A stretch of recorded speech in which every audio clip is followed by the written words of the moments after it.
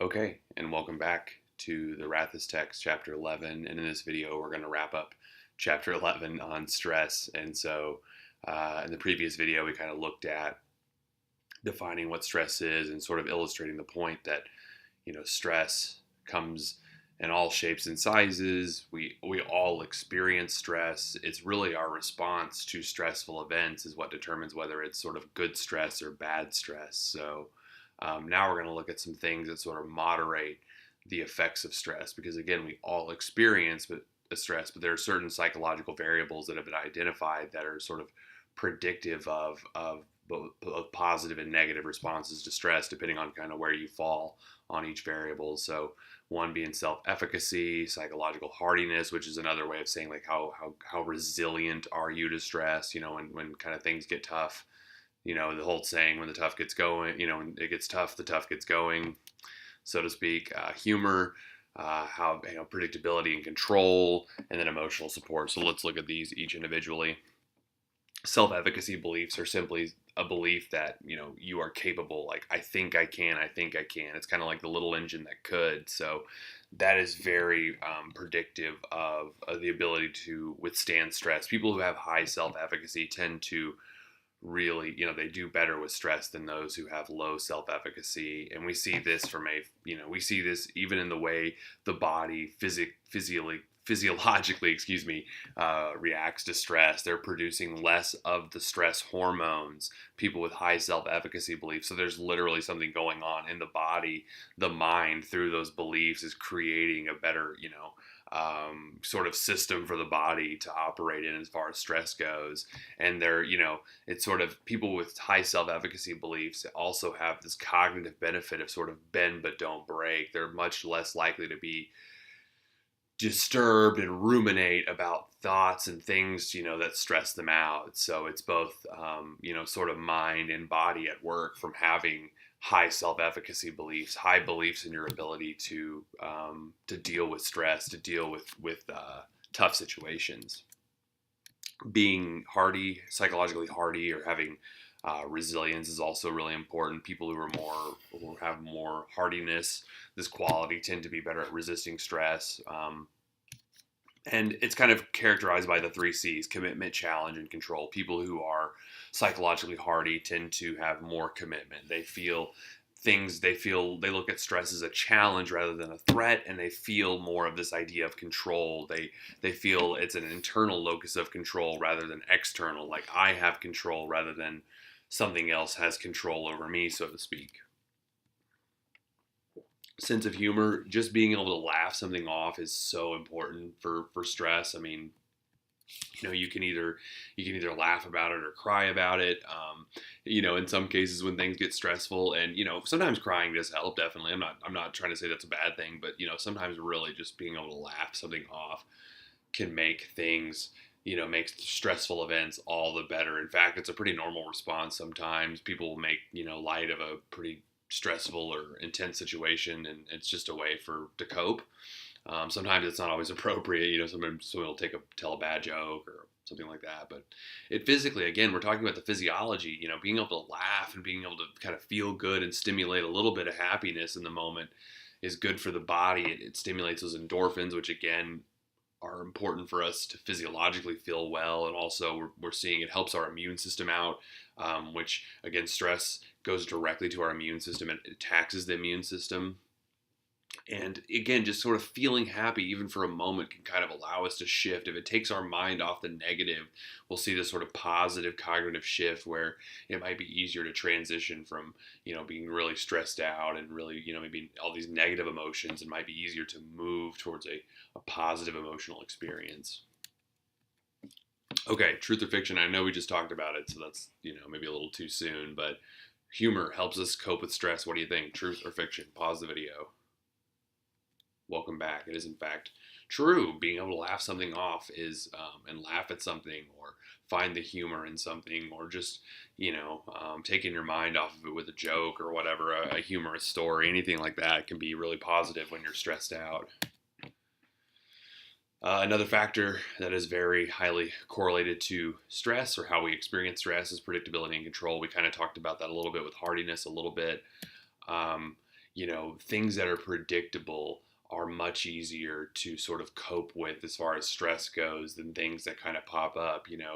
The daily stressors that you can expect, yes, they are maybe stressful, especially when they add up, but they are probably a lot less stressful than something that unexpected happens to you, kind of dealing with the ins and outs of your job or getting ready for work and all the things you have to do every day that may or not be fun is, pretty predictable, but it's controllable.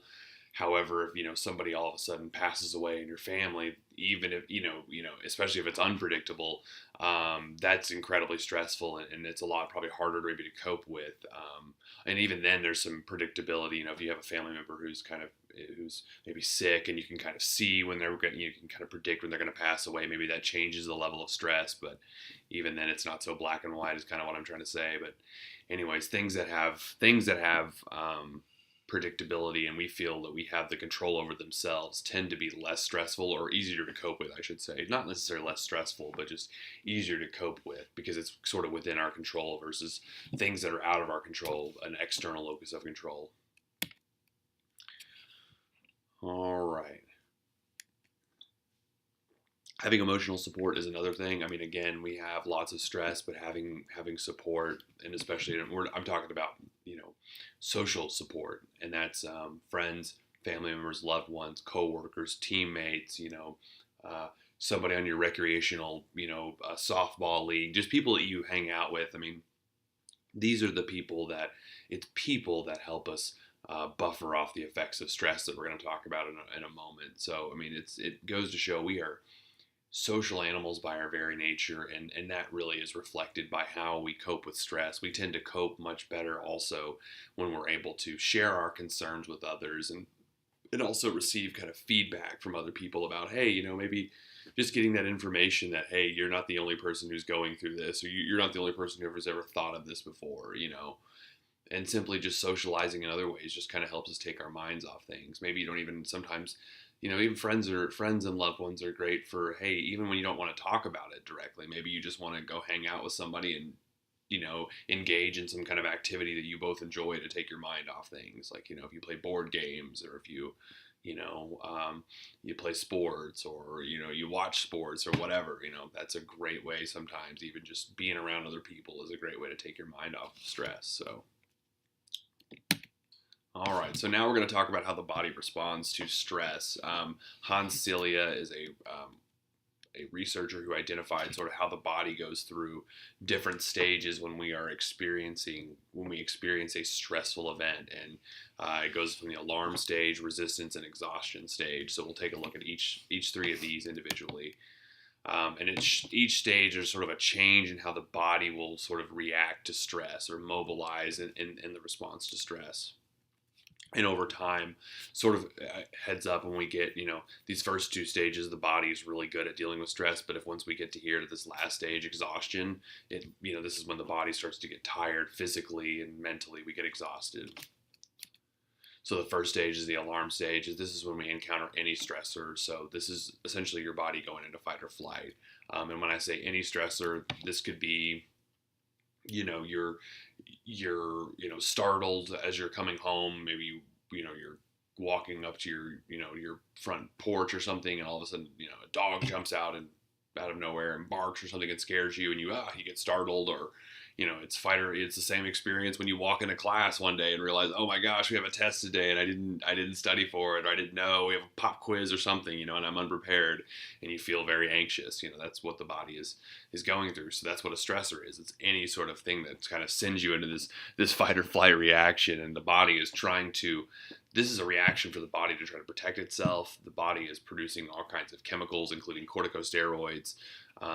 These are the things that sort of they produce inflammation in the body. They also combat allergic reactions. They're part of this larger fight or flight process. You also have adrenaline, noradrenaline, or epinephrine, depending on what you call it. And this is what is fueling the fight or flight reaction. So you have all of these different chemicals and hormones at play in your body during stressful events, and in the short term, this is fine. It's great. It's fine for this momentary fight or flight. If it happens infrequently, that's okay. The problem is when it happens chronically and these chemicals and hormones and things like that are just moving around through the body, and they can have really damaging effects in large amounts, especially corticosteroids. They actually become sort of they become plaque in our arteries, and this is sort of what leads to heart disease, which we'll talk about later. So this is sort of the reaction of what's going on all physiologically when our endocrine system, the pituitary gland, the brain, the hypothalamus, this is both part in endocrine and the brain. So we have a lot of things going on at work. This is just when we encounter a stressor. So we see this is fight or flight. This is this process of increasing corticosteroids, and so this sort of cyclical effect of producing these all of these chemicals. So you can read more about that if you'd like, but let's go ahead and move on to the next stage, part of the alarm stage, more on the alarm stage, excuse me. And this, again, is a stressor. I mean, think about, maybe you're this person here who gets cut off in traffic and you yell at the other person, hey, why'd you cut me off? Why you got to be a jerk? I mean, you're now stressed out because somebody cut you off, and maybe you feel like you've been wronged or you're late or whatever. Or maybe you're the person who, maybe you accidentally cut this guy in the red shirt off, and now you're getting yelled at. Maybe you didn't mean to cut them off. You just didn't see them or whatever, but you're getting yelled at, and that's stressing you out. So both of you are in this kind of alarm phase, and, and that just happens even if just something minor is getting cut off in traffic, which is, maybe delays us by 10, 20 seconds or maybe a couple minutes at most. But yet, I mean, this happened to me the other day in traffic, and I was so frustrated. Why did you cut me off? It was so annoying. And anyways, could definitely feel it, but you can physically feel it when we kind of get into the stage. You can physically feel sort of the chemicals and all this stuff kind of going on in your body. And here's more of a list of kind of what's going on. A lot of this is a repeat from the fight or flight stuff we talked about in chapter 2, but anyways. The resistance stage, or sometimes called the adaptation stage, this is where the body is literally resisting the stressor. It's producing, it's trying to fight off any kind of, or mobilizing resources to sort of fight off the stressor or get rid of, this experience. Ideally, we're going from fight or flight to rest and digest, and everything ends here. We put an abundance of resources in the previous stage. It's sort of higher than normal, but it's not quite as high as the previous stage. But ideally, stress should end here. But if it doesn't, we move on to the exhaustion stage, where this is where we haven't dealt with the stressor, in the adequate way, or it's still there, or something's going on. But we are becoming physiologically tired, maybe even mentally tired as well. And then prolonged experience to this. I mean, just kind of being in this stage, or chronically going from stage 1, 2, and 3 is very taxing on the body.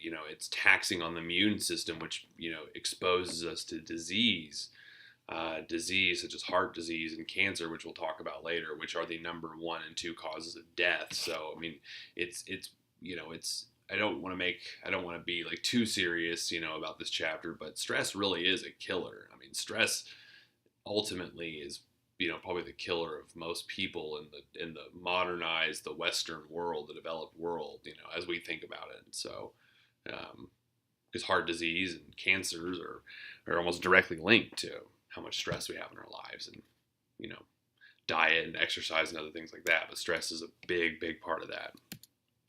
So as I mentioned earlier, the immune system is taxed by stress. I mean, our body does a really, really good job of producing all kinds of white blood cells, red blood cells, all kinds of things that are meant to fight off diseases and produce antibodies that'll battle any kind of stressor antigen in the body. We produce inflammation when we incur injuries. So the body is so powerful in taking care of itself, and for the most part, as long as we don't kind of get in the way of it, the body does a really good job of protecting itself. But spoiler alert, when we're chronically stressed, we're really impacting our body's ability to do this stuff, use the immune system. There's some interesting research about gender differences, male and female differences in stress. Women tend to deal with stress better, at least as a whole. There's more of this tend and befriend response, and a male's response tend to be much more aggressive, and women are much more likely to seek out social support. And there's sort of this evolutionary perspective for why this is. Women are more likely to seek out support and survive. There's maybe this mechanism of survival and reaching out to others that maybe exists in females that's maybe not in males, according to evolutionary psychologists, because females have to survive in order to protect their young and produce offspring. I mean, females are the ones who are producing the offspring. I mean, males have to be there to help, but females are the ones who give birth. So maybe there's, it's an evolutionary view. So it's that's one perspective. And also, in terms of stress, men tend to be a little more aggressive, and that's just one way of dealing with stress. It's not exactly an adaptive way of dealing with stress. A lot of that goes back to genetics and hormones and things like that. So stress in the immune system, stress inhibits the immune system. It suppresses normal immune system functioning. It decreases our ability to produce inflammation, which also interrupts our body's natural healing process. It interferes with antibody formations, which again is our body's natural healing process. So those corticosteroids, the adrenaline and noradrenaline, all that, those chemicals interfere with the body's normal processes. So here's just a quick tip sheet, really quick. We're kind of wrapping this chapter up, but ways you can deal with stress. And I know these are very broad and generally speaking, but be very specific and try to identify the source of your stress. Don't just say school. Is it this class? Is it your psychology class that's stressing you out, or is it all of them? I mean, what's going on? Be as specific as possible. Learn about how your body responds to stress. Is it headaches? Is it stomach aches? Is it all of the above? I mean, go back on the slide. We talked about the way the body responds to stress. Think about how you deal with stress now. Is it healthy or unhealthy? Is it adaptive or maladaptive? Adaptive tends to be ways that reduce stress. Literally will reduce stress. And typically they're also maybe in socializing, they're pro-social ways. Maladaptive ways tend to lead to more stress. So I understand that maybe getting a drink sometimes is cuts back on your stress, but if you keep adding to that over and over and over again, maybe that becomes a maladaptive way to stress, because now you have a new problem, you have a drinking problem. I'm not saying that's what you do, but you can see how things can over time kind of build. So find healthier ways, especially find ways to be around other people, engage in pro-social activities with your friends as a way to cope with stress. If you like to watch sports, watch it with your friends, or talk about it with your friends, or whatever. If you like to play sports, play it with your friends, and find ways to take care of yourself. And always, again, even if, reach out for emotional support, whether it's through your friends, your family, your loved ones. Reach out to your instructors if you ever need, someone to talk to. Reach out to your classmates. I mean, we're all going through this together, so we're all resources for each other. So don't feel bad about using each other in that way. Just reach out. We're all here. We're emotional, supportive. We're emotional and social animals, and we gotta rely on each other sometimes. Okay, so I want you to write down really quickly the general adaptation syndrome, Hanselia, the 3 stages. Maybe just write down really quick the 3 stages, and also maybe just quickly describe what's going on and overall kind of what's going on with the immune system. Go ahead and pause your video and then write a few thoughts down and come back. Okay, welcome back. You should have written about the alarm stage. The body is alarming resources. The adaptive stage, which the body is trying to adapt to the stress or get rid of the stressor. And then finally, the exhaustion stage, where the body just can't really handle the stressor anymore and begins to kind of shut down, at least becoming more tired, depleted of energy, things like that. And overall, this is going to have a very negative impact on in the immune system if we are sort of chronically experiencing these 3 stages. The more we end up in this exhaustion stage, the worse the impact is on our immune system. Okay, truth or fiction? At any given moment, countless microscopic warriors within our bodies are carrying out search and destroy missions against foreign agents. What do you think? Truth or fiction? Pause the video. It's true. Yeah, it's our immune system. It's a really interesting way of putting it, very descriptive way of putting it, but that's sort of a metaphor or a way of thinking about how our immune system works. It's trying to destroy these foreign agent stressors in the body that might wish to do the body harm in terms of illness and things like that. Okay, so health. Awesome. So we have this new idea, we have this new word we're throwing in here into the mix that I don't think we've used before in the course. It's called biopsychosocial. And when we look at any phenomena, especially when we look at our own health, we look at health as a biopsychosocial phenomenon, meaning it is influenced by all three of these things: biological, psychological, and sociocultural factors. And so in terms of how we experience illness, it's impacted by biological factors like our exposure to, like what's kind of going on to stress. Like, hey, if we're kind of chronically in this fight or flight, we got exposure to a lot of corticosteroids and things like that. That might impact our body's likelihood of contracting an illness. Psychological, do we have high self-efficacy? Do we have low self-efficacy? Sociocultural, do we have a lot of emotional support, like a lot of friends and family, or do we not? Do we live in poverty, or do we not? Poverty is incredibly predictive of contracting an illness because of lack of resources, more exposure to stressors, more likelihood, maybe low self-efficacy even. I don't know what the research says about that, but it's sort of how I would predict it to go. So anyways, a lot of factors influence our health. Your genetics is important as well. I mean, obviously certain people have higher dispositions to certain diseases because of genetics that they inherit, like heart disease, other diseases as well. But again, genetics are not destiny. You have to live in an environment as well that allows those predispositions to be expressed. So if you have a predisposition for heart disease, there may be certain environments you might want to avoid. You might want to avoid eating that 72-ounce steak in Amarillo, or at least eating it, more than once. I don't know. I mean, if you might want to avoid lots of red meat or something, or alcohol and cigarettes if you're sort of prone for heart disease. So here are the factors that influence heart disease and cancer, for example. I mean, here's heart disease, some biological factors we can see are on both sides. Family history, of course, is very predominant for both. Obesity is predictive of heart disease.